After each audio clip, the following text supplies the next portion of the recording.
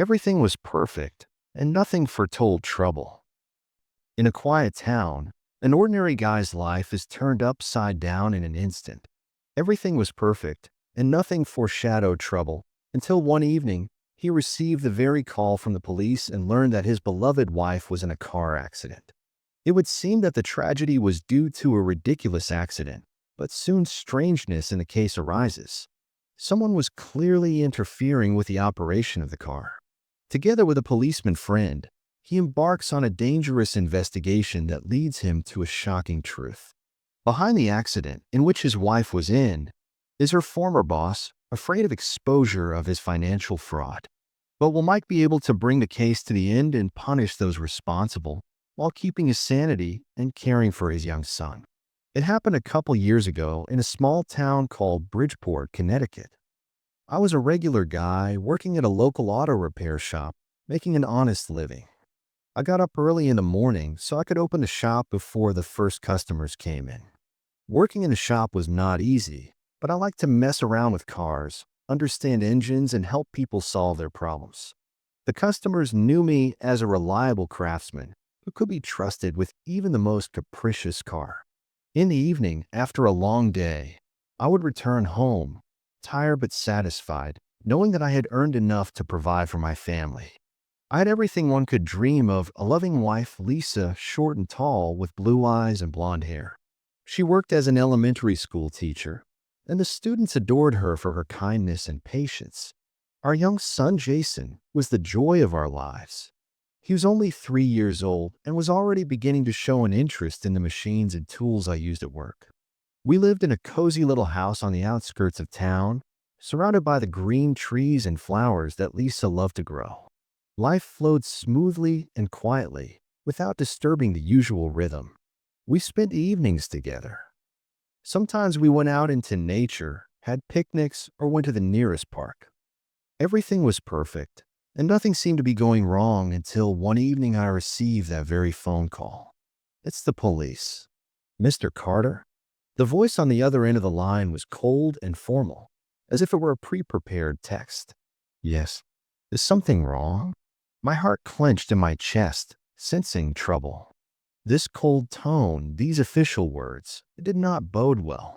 "We need you to come down to the station. Your wife was in a car accident." The world was beginning to fall apart. The word accident echoed in her head like a hammer hitting glass. Lisa had always been a careful driver. She knew every street in this city like the back of her hand. How could this have happened? Questions began to swarm in her head, but there was no answer to any of them. My hands shook as I hung up the phone. My mind was chaotic, my thoughts jumbled, and I could barely muster the strength to leave the house. Jason ran out of the room when he heard the noise and looked at me with his big eyes. "Dad, where are you going?" he asked, but I didn't have the strength to answer. I just took him in my arms and held him tightly against me, trying to calm him down. Then I called my neighbor, asking her to babysit Jason while I went to the station. On the way there, I didn't remember driving the car. All my thoughts were on Lisa. Why her? Why today? What could have gone wrong? These questions kept running through my mind, keeping me on my toes. When I arrived at the station, I was met with the same cold stares and formal facial expressions. The atmosphere was heavy, and every officer seemed to avoid a direct look. No one wanted to talk more than necessary. The officers behaved with restraint, as if they were trying to shield me from unnecessary emotions. I was led into a small waiting room with a glass of water on the table. One of the policemen, apparently a senior officer, followed me in and closed the door. He sat down across from me, taking a deep breath before he began to speak. "Mr. Carter," he began, "I'm very sorry to inform you of this, but your wife, Lisa, she was in an accident. Her car went off the road and hit a tree. We're doing everything we can to find out the cause of the accident, but we don't have definitive information at this time." Those words hit me like an icy shower. I felt the world around me begin to fall apart. Lisa, accident. These words sounded unreal, like a nightmare from which it is impossible to wake up. Everything inside of me squeezed into a tight knot, and I could barely breathe. How?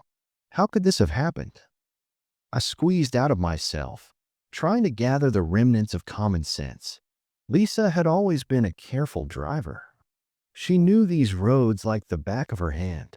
The policeman nodded, confirming my words. "We understand your condition, Mr. Carter. Believe me, we want to know what happened too. Our specialists are already working at the scene of the accident, conducting the necessary research. As soon as we have any new information, we will contact you." I sat there, unable to move, trying to make sense of what had happened. The thoughts kept pulsing in my head, keeping me awake. The funeral was over, and I was alone with our baby Jason, who was too young to realize what had happened. A few months passed. The days stretched slowly like an endless river of grief.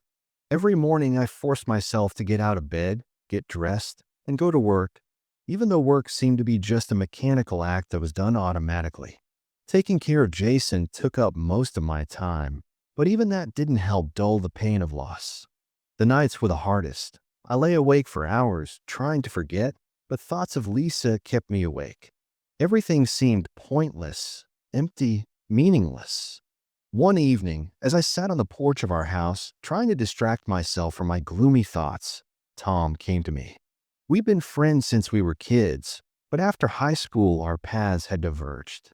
He was a police officer now, and I rarely saw him except at official functions. Tom sat down next to me, sighed, and looked away. "Mike, I know this is hard for you," he began, leaning forward slightly and looking me in the eye. "But I want you to know one thing.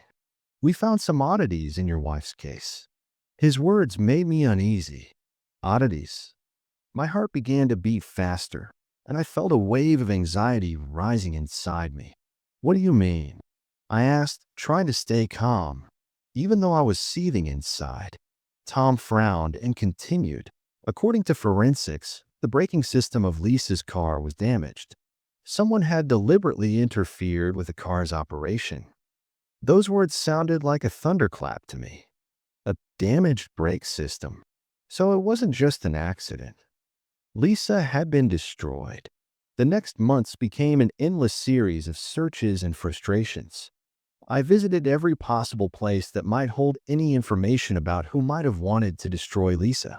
I went to Lisa's friends, neighbors, colleagues, asking the same questions, hoping to hear something new, something important. But every time I thought I had found a clue, it fell apart like sand through my fingers.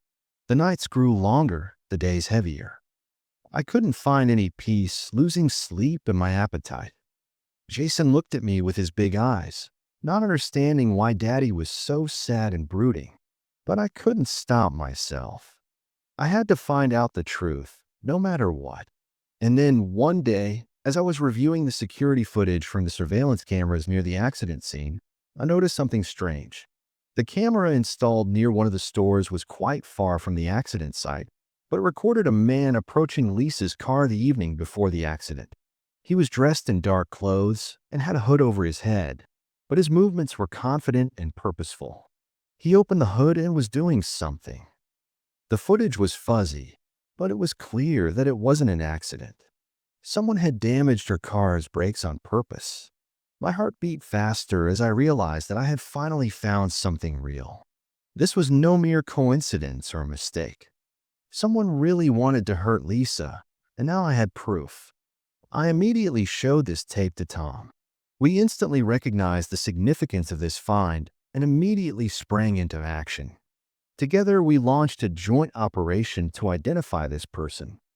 After carefully analyzing the recordings and interviewing witnesses, it turned out that this man was John Smith, a local mechanic who worked near her office. Lisa would sometimes go to him when she needed urgent assistance. We went to Smith with questions, hoping to get answers. However, when Smith saw us, he tried to hide. He guessed why we had come. But thanks to Tom's skills and his experience as a police officer, we managed to apprehend him. At the station, Smith refused to answer questions for a long time, but under pressure of facts and threats of criminal prosecution, he surrendered. He admitted that he had done it on commission. He was hired to damage the brakes on Lisa's car. The client was none other than Richard Myers, her boss. Myers was afraid that Lisa had found out about his financial shenanigans in the company and decided to tell the management or even law enforcement.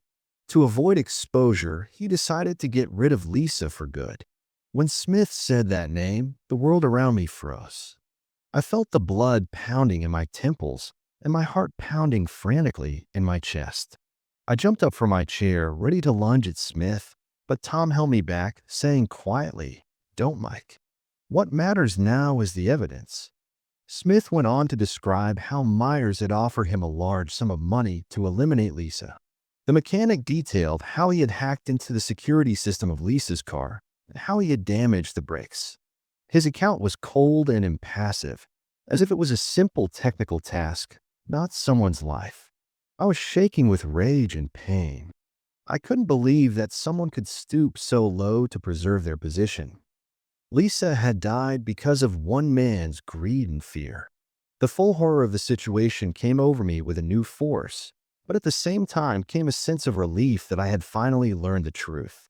After Smith had pleaded guilty and named the customer, I was ready to do whatever it took to make Myers answer for his crime. But he was smarter than that. Feeling the case was solved, Myers tried to flee the country. We found out too late he had already boarded a private plane bound for Mexico. Tom and I jumped in pursuit. We knew that if Myers fled overseas, there would be less chance of getting him back and getting justice. We raced down the highway, trying to catch the plane before it took off. Time was running into seconds, and every minute seemed like an eternity. Finally, we reached the airport. The plane was already taxiing to the runway, engines roaring, preparing to lift the car into the air. We jumped out of the car and rushed toward the plane, shouting and waving our arms, trying to get the pilot's attention. Tom contacted air traffic control and ordered us to stop the takeoff. The plane stopped literally at the last moment when the wheels were ready to lift off the ground. The pilot turned the car back toward the terminal, and a few minutes later security officers arrested Myers right on board. We caught the main culprit of the tragedy, and now he will definitely answer for his actions. The trial of Myers and Smith dragged on for months. Lawyers tried to defend their clients, putting forward different versions of events, but the facts spoke for themselves. Experts, witness testimony, and Smith's confession all added up to a unified picture of the crime. Finally, the court handed down a verdict. Both defendants received long prison sentences. For Myers, it was the end of his career and reputation, and for Smith, the end of his freedom. As I stood in the courtroom, listening to the judge's final words, I felt the weight on my soul slowly subside. The truth had come out, and while it didn't bring Lisa back to me, I knew I had done all I could. Justice had been served, and that gave me the strength to move on. I now live with Jason in our home, trying to make the best possible environment for him. Every day, I try to be a good father, supporting him, teaching him, and loving him. Sometimes, when the evening light floods our living room, I think of Lisa. I imagine her sitting next to us, looking at us and smiling.